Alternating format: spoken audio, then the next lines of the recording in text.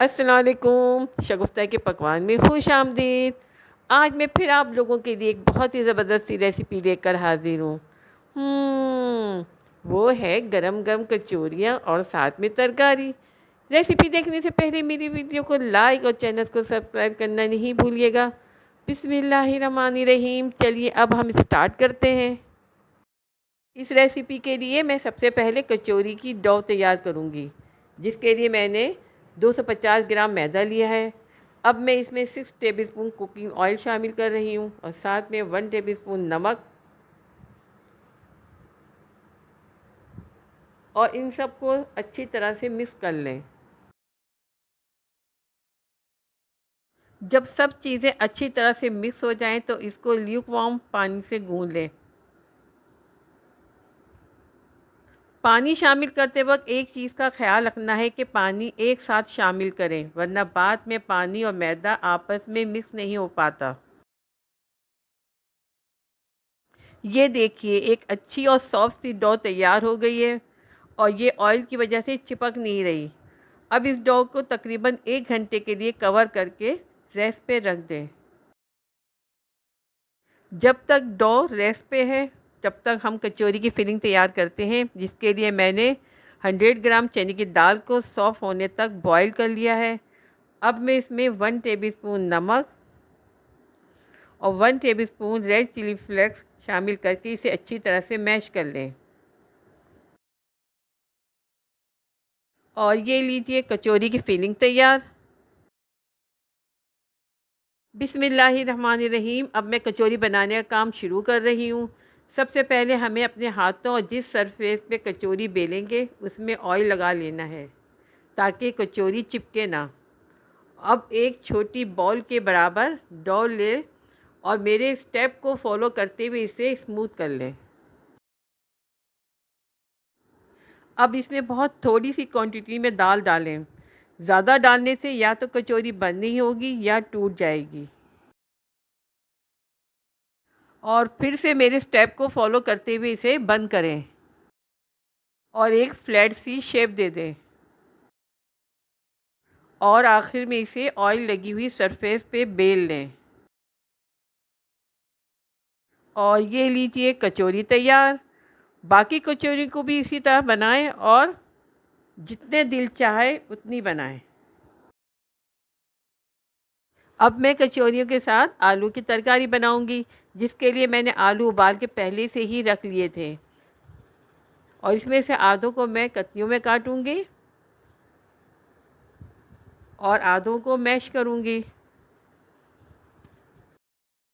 बिस्मिल्लाहिर्रहमानिर्रहीम। अब हम तरकारी बनाना शुरू करते हैं।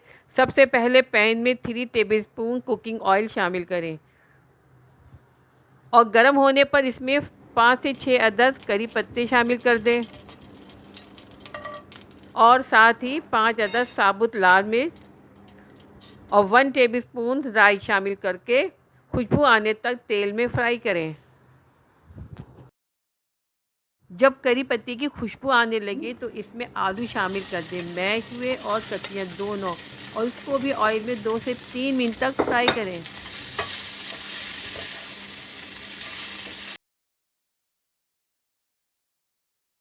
और फिर इसमें 1 कप पानी शामिल कर दें। जब पानी और आलू अच्छी तरह से मिक्स हो जाएं तो इसमें स्पाइसेस शामिल कर दें, जिसमें 1 tablespoon red chili flakes, 1 tablespoon नमक, हाफ टेबलस्पून कुटा हुआ साबुत धनिया और 1 टेबलस्पून हल्दी। इन सबको अच्छी तरह से मिक्स कर लें और तरकारी को 10 से 15 मिनट तक मीडियम लो फ्लेम में पकने दें, या उस वक्त तक जब तक तरकारी ठीक ना हो जाए। जब तरकारी का मेजॉरिटी पानी जल जाए तो इसमें 1 कप सफ़ेद चने शामिल कर दें, जो मैंने पहले से ही बॉईल कर लिए थे, और साथ ही 1 टेबलस्पून कलौंजी और 1 टेबलस्पून कैरी का चार। इससे तरकारी में बहुत अच्छा सा फ्लेवर आता है। यही सीक्रेट है जिसकी वजह से आपकी तरकारी बाहर जैसी नहीं बन पाती। और बस हम तरकारी को 5 मिनट तक मज़ीद पकाएंगे और ये सर्विंग के लिए तैयार है।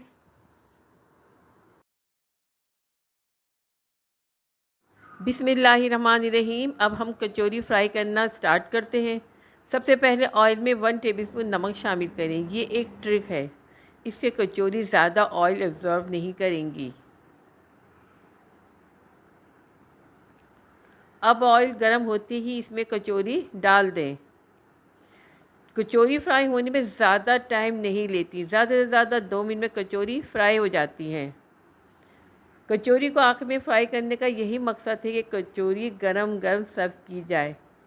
आपका जितना दिल चाहे उतनी कचौरियाँ फ्राई करें।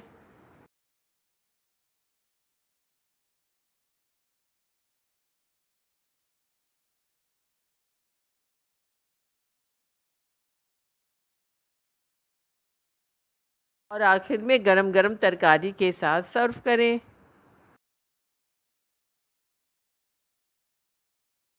लजीज और जायकेदार गरम गरम कचौरियाँ और साथ में तरकारी तैयार हो चुकी है।